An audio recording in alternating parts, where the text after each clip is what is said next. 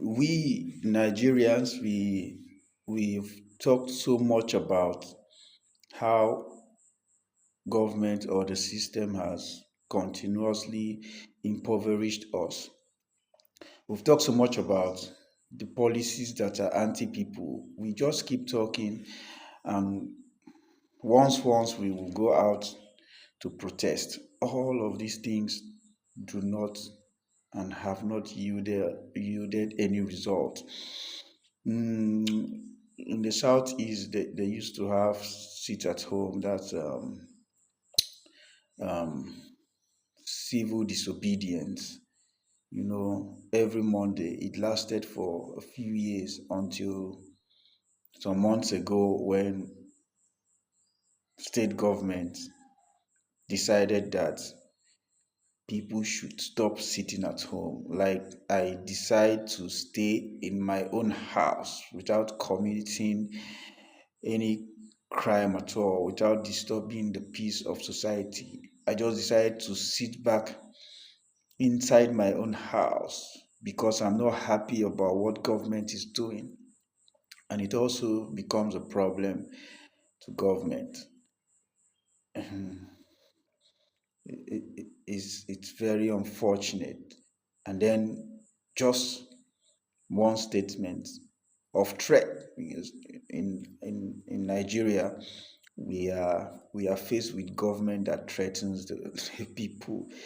And I wonder why they do not threaten the people when it's time to seek their votes for elections or re-elections.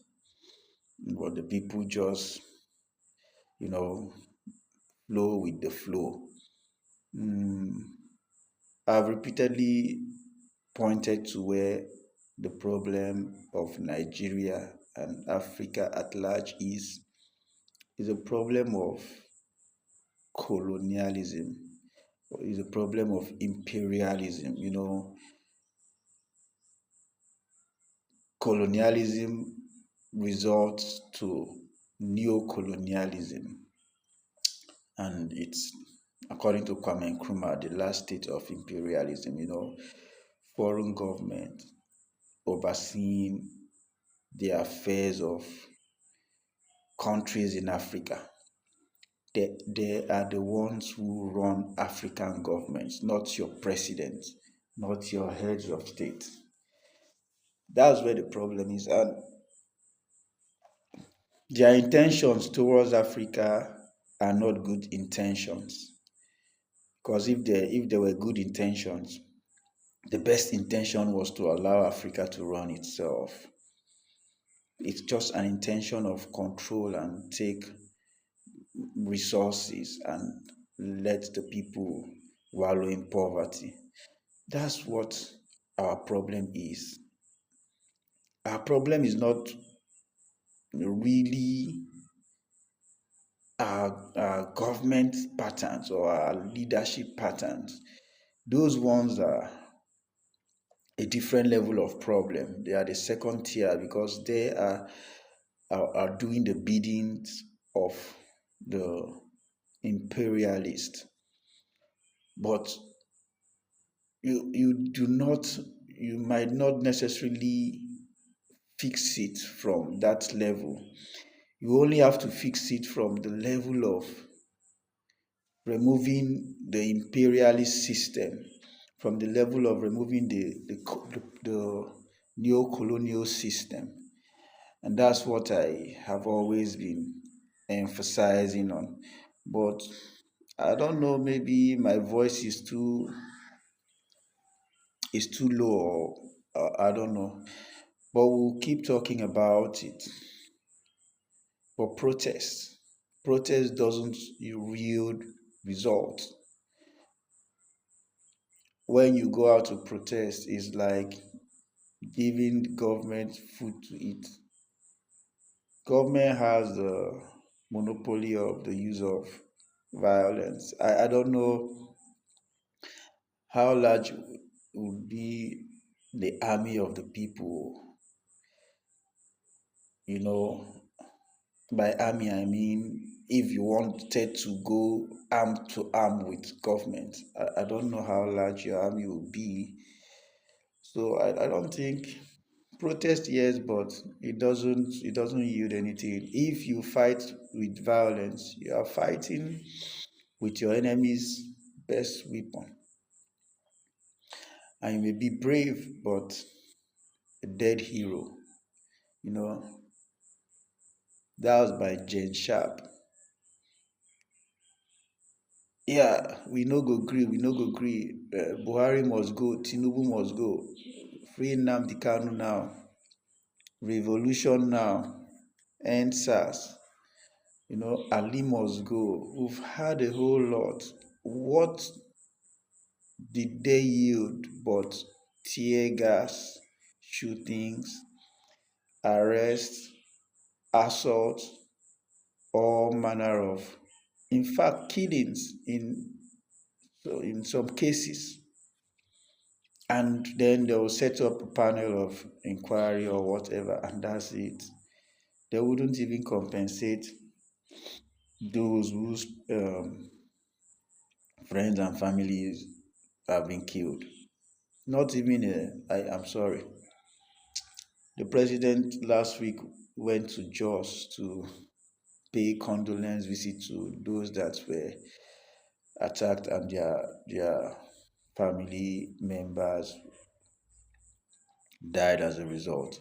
He only stopped at the airport. In fact, it was the bereaved that went to visit the president at the airport and not the president going to visit them. And then he said he had just 10 minutes. You see the braggadocious. And he reminded them that there is no light in their airport, coming from someone who said, if I don't give you stable electricity in 4 years, vote me out. And he promised them it will not happen again.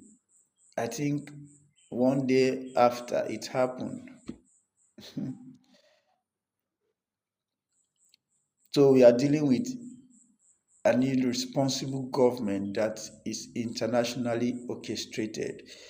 We cannot win by going out to express violence. We cannot win. George Lucky said, campaign, don't just protest. It's not about protesting. I'll keep saying it. It's not about protesting. Teach the people.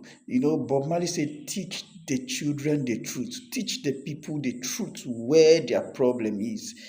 When there is sufficient knowledge of what the problem is, the solution will present itself. Actually, all of us, we've agreed that knowledge is power, isn't it? Arm yourself with knowledge. Empower yourself with knowledge. When the time is ready, just like Fela said, they will answer. What you have to do is to teach yourself. What you have to do is to empower yourself with knowledge, because knowledge is truly power.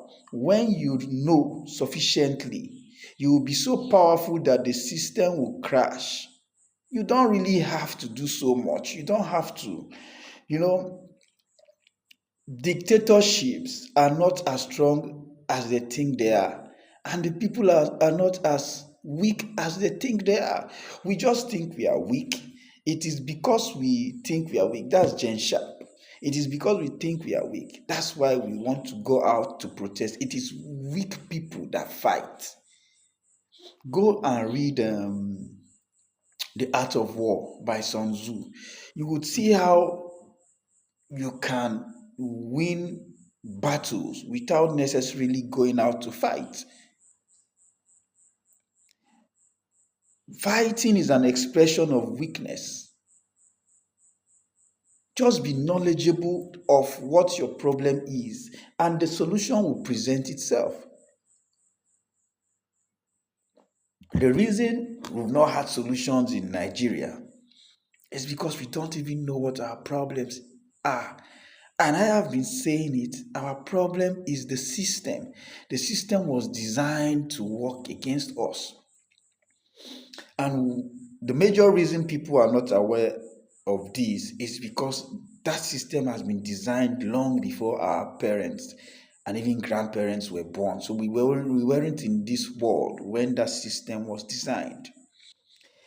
The people who were alive when the system was designed, they knew, but they failed with passing the knowledge down.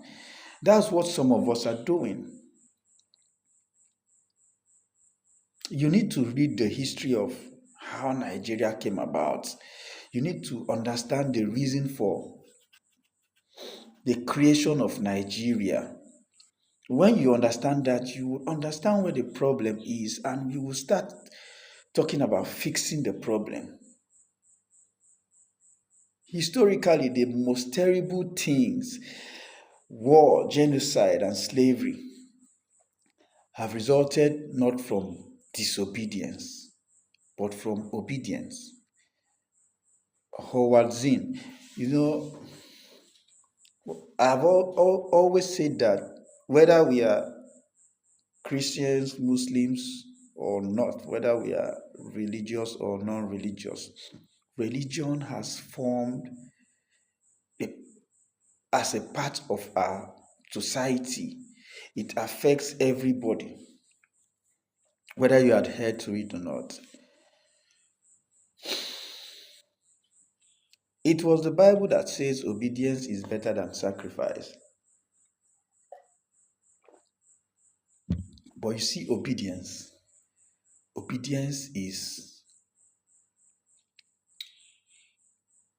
a weapon fashioned against progress. When you are supposed to resist something that works against your favor and you're preached to obey the law. I'm not saying disobey the law, but you should not obey a law that is draconian. You should not obey a law that is meant to oppress you. That that cannot be called disobedience. It is resistance to injustice.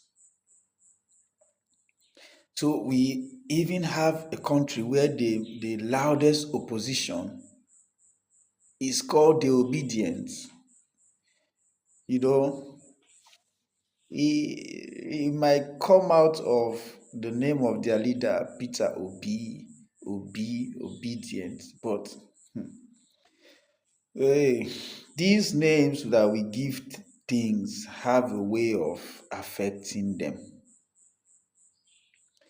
When it was very obvious that the 2023 election was rigged in favor of Tinubu against Peter Obi and the obedience team, what did they do?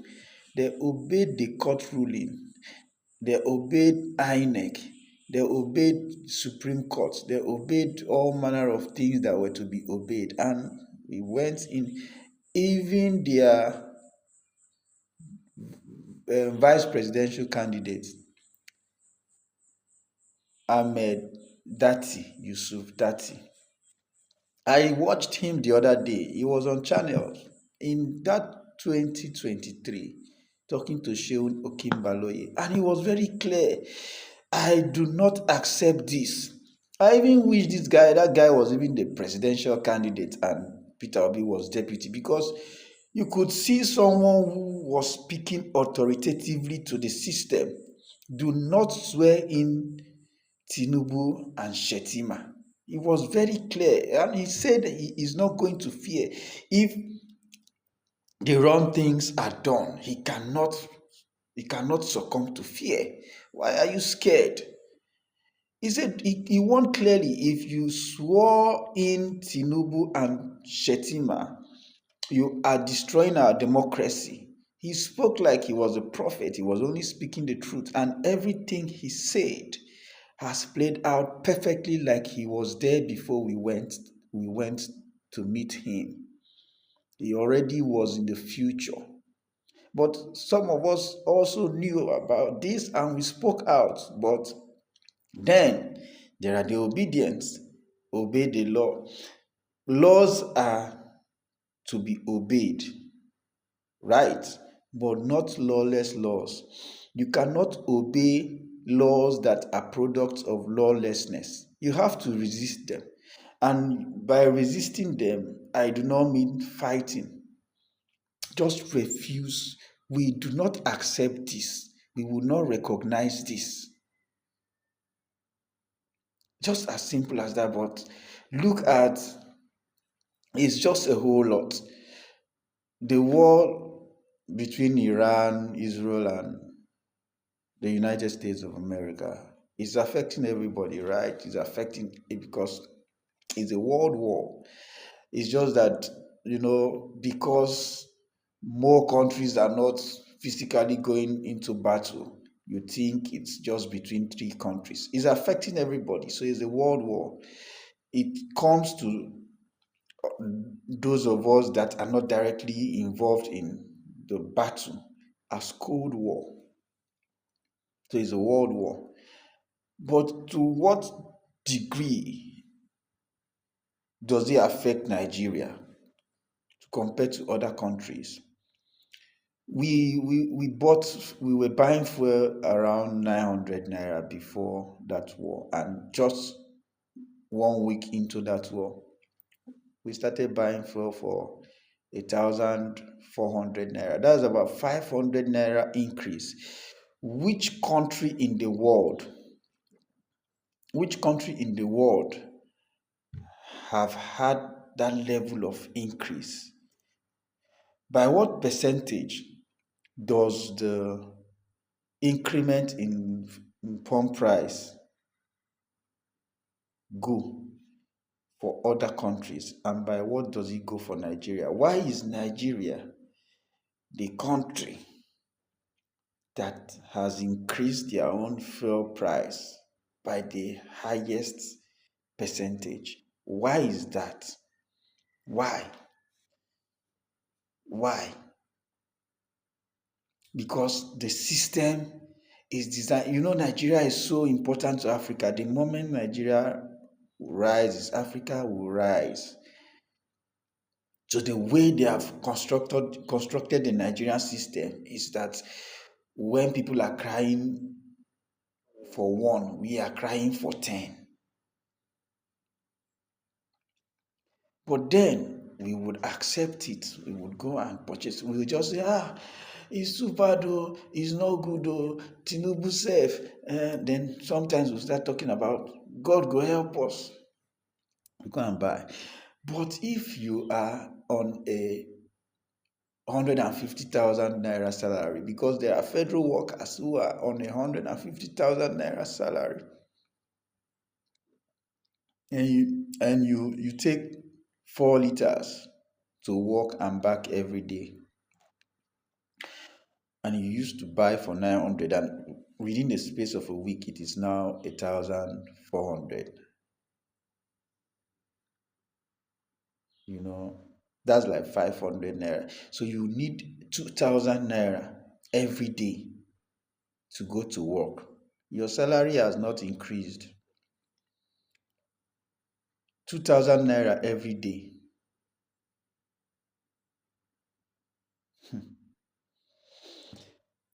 For 20 days is 40,000 naira. So from 150,000 naira salary, you spend 40,000 naira for fuel. You have 110,000. I wonder what that amount would do for anybody in Nigeria. But this is the situation that we are supposed to say no to. But we just lament and we go and obey. Do you see why Howard said the result of our problems has not been because of disobedience, but because of obedience? We obey anything they do, anything they put out, tax policy. Now INEC has INEC is the one that is attacking a political party, even though I do not believe in that party, but allow them to do their thing. We are obeying. Electronic transmission of a result, it didn't work for us. We just protested 1 or 2 days. We are obeying. Anything they put out, we'll just lament for a few days. We'll still obey. Anambra State decided to do civil disobedience, and when it was time to actually disobey, they obeyed. Obedience is better than sacrifice. Trust and obey. There is no other way. You get the point. You know, Peter obeys, obedient ambassadors. Why are you obedient? Why are you obedient? Why are you obedient to a system that is conspicuously working against your progress? Stop being obedient. Start preaching the problem. Start preaching the problem. Let's identify the problem and fix it. And how do we fix it? By not obeying. Do not buy the fuel. They need you to buy that fuel. Do not buy it. You will not die. The thing with Nigerians is that we are so afraid to die so that we stay alive while dying.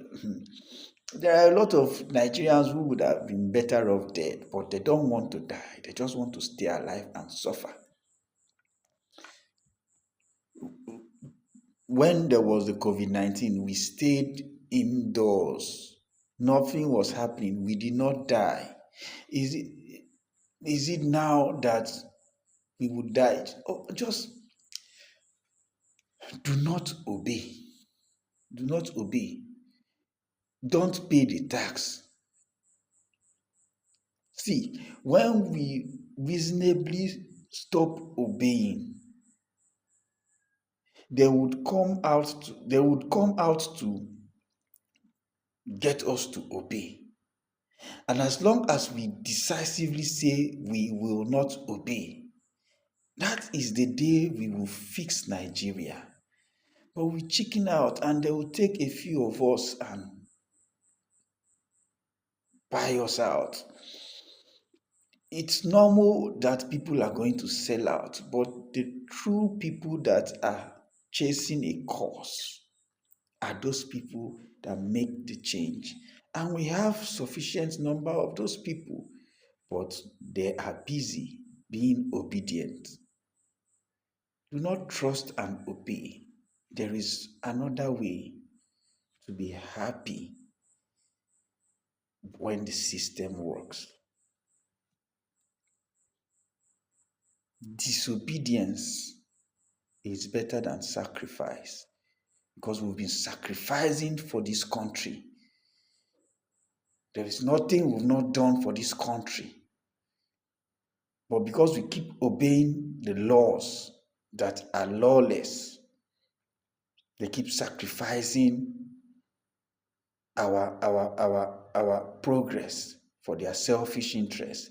It is time for us to disobey. It's time for us to stop being obedient because we are being sacrificed.